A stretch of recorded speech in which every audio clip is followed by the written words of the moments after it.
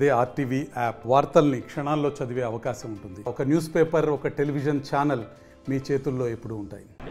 శాసనసభ ఎన్నికల ముందు కాంగ్రెస్ పార్టీ మీ అధికారంలోకి వస్తే వెంటనే రైతాంగానికి 2 లక్షల రూపాయలు రుణమాఫీ చేస్తామని, రైతు భరోసా కింద ప్రతి ఒక్క ఎకరానికి సంవత్సరానికి 15,000 రూపాయలు ఇస్తామని, రైతులకు క్వింటాలకు అదనంగా కనీస మద్దతు ధర పైన అదనంగా 500 రూపాయలు బోనస్ ఇస్తామని రైతులకు ఎన్నికల్లో ముందు వాగ్దానం చేసి హామీ ఇచ్చి రైతుల యొక్క ఓట్లు వేసుకొని గెలిచి అధికారంలోకి వచ్చినటువంటి కాంగ్రెస్ పార్టీ ప్రభుత్వం ఈరోజు తెలంగాణ రాష్ట్ర వ్యాప్తంగా రైతాంగానికి పూర్తిగా కూడా నట్టేట ముంచింది. ఈరోజు రైతులకు ఇచ్చిన హామీని నిలబెట్టుకోవాలని భారతీయ జనతా కిసాన్ మోర్చా డిమాండ్ చేస్తూ ఉన్నాం. 2 లక్షల రూపాయలు రుణమాఫీ చేయాలని డిమాండ్ చేస్తూ ఉన్నాం. ఎప్పటి వరకు రుణమాఫీ చేస్తారో చెప్పాలి. మీరు ఇచ్చిన హామీలన్నీ కూడా ఈరోజు తుంగలో దుప్పినారు. ఇచ్చిన హామీలన్నీ కూడా గాలికి వదిలినారు. ముఖ్యమంత్రి కేసీఆర్ చెప్పినాడు, మీరు 2 లక్షల రూపాయలు రుణం తెచ్చుకోండి, నేను అధికారంలోకి వచ్చిన వెంటనే సోనియా గాంధీ జన్మదినమైనటువంటి డిసెంబర్ 9వ తారీఖు నాడు మేము పూర్తిగా కూడా ఈ తెలంగాణ రాష్ట్ర వ్యాప్తంగా 2 లక్షల రూపాయలన్నీ కూడా మాఫీ చేస్తాం. సోనియా గాంధీ జన్మదిన సందర్భంగా సోనియా గాంధీకి కానుకగా ఇస్తామని చెప్పి రైతుల ఓట్లు వేసుకోవడం జరిగింది. కాంగ్రెస్ పార్టీ చెప్పినారు కదా, రైతులు ఆశపడి మాట నమ్మి రైతాంగం పూర్తిగా కూడా రైతుల యొక్క ఓట్లు పూర్తిగా కూడా కాంగ్రెస్ పార్టీకి వేయటం వల్ల కాంగ్రెస్ పార్టీ అధికారంలోకి వచ్చింది. ఎన్నికలు అయిన తర్వాత గెలిచి అధికారంలోకి వచ్చిన తర్వాత రైతులను పూర్తిగా ఈ ప్రభుత్వం విస్మరించింది. రైతులను పూర్తిగా నిర్లక్ష్యం చేస్తూ ఉన్నది. ఎందుకు పూర్తిగా కూడా ఈ రాష్ట్రంలో రైతు బంధు పైసలు ఇవ్వలేదు. రైతు బంధు డబ్బులు కేవలం కూడా అరకొరగా కొంతమందికి వేసి చేతులు దుప్పుకోవడం జరిగింది ప్రభుత్వం. అనేక గ్రామాల్లో చాలామంది కూడా ఇప్పటివరకు రైతు బంధు అందని వాళ్ళందరూ కూడా బాధపడతారు. వ్యవసాయ పెట్టుబడుల కోసం ప్రైవేటు వడ్డీ వ్యాపారులకు కలిగి అధిక వడ్డీలపైన అప్పులు తీసుకొచ్చి వ్యవసాయ పెట్టుబడులు పెడితే ఈ యొక్క యాసింగ్ సీజన్లో కలిసి రాక మొత్తం కూడా పంటలు ఎండిపోయినాయి.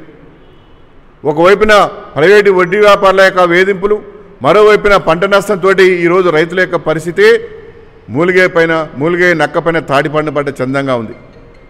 రైతుల యొక్క పరిస్థితి ఆందోళనకరంగా ఉన్నది. ఒక స్పష్టమైనటువంటి వ్యవసాయ ప్రణాళికను, ప్రత్యామ్నాయ పంటలు ఏర్పాటు చేసుకోమని స్పష్టమైన వ్యవసాయ ప్రణాళికను రూపొందించడంలో రాష్ట్ర ప్రభుత్వం వైఫల్యం చెందింది. ఎందుకు ఈ యొక్క యాసింగ్ సీజన్లో మరి పూర్తిగా కూడా జలాశయాల్లో సాగునీటి ప్రాజెక్టుల నీటి కొరత ఉన్నందున ప్రత్యామ్నాయ పంటలు వేసుకోమని ఎందుకు రైతాంగాన్ని ఎడ్యుకేట్ చేయలేదు? రాష్ట్ర వ్యాప్తంగా పూర్తిగా కూడా భూగర్భ జలాలు ఎండిపోయి యాసింగ్ సీజన్లో వేసిన పంటలన్నీ కూడా ఎండిపోయి రైతులు నానా ఇబ్బందులు పడుతూ ఉన్నారు.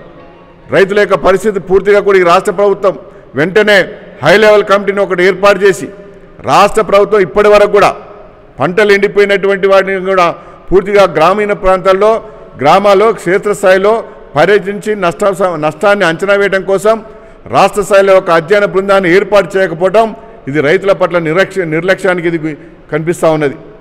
మేము వెంటనే డిమాండ్ చేస్తున్నాం, ఒక హై లెవెల్ కమిటీని ఏర్పాటు చేసి పూర్తిగా కూడా రాష్ట్ర స్థాయిలో ఒక అధ్యయన కమిటీని ఏర్పాటు చేసి వ్యవసాయ శాఖ అధికారులు, రెవెన్యూ శాఖ అధికారులతోటి ఒక సమన్వయ కమిటీని ఏర్పాటు చేసి గ్రామాల్లో, మండలాల్లో ఏ గ్రామంలో ఎంత నష్టం జరిగింది, పంట ఏ రైతు పంట ఎంత నష్టం పోయిందో వెంటనే నష్టాన్ని అంచనా చేసి ఒక సమగ్రమైన నివేదికను రూపొందించి 15 రోజుల లోపల ప్రతి ఒక్క ఎకరానికి 25,000 రూపాయల నష్టపరిహారం చెల్లించాలని భారతీయ జనతా పార్టీ, భారతీయ జనతా కిసాన్ మోర్చా రాష్ట్ర ప్రభుత్వం డిమాండ్ చేస్తున్నాం.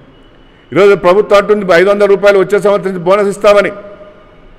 ప్రస్తుత యొక్క యాసింగ్ సీజన్లో ఇప్పుడు పంట దిగుబడి వచ్చింది, వరి పంట కళ్ళాలకు వచ్చింది, కొనుగోలు కేంద్రాలకు వచ్చినది. ఇప్పటి వరకు కూడా ప్రభుత్వ అధికారులు కొనుగోలు చేస్తలేరు.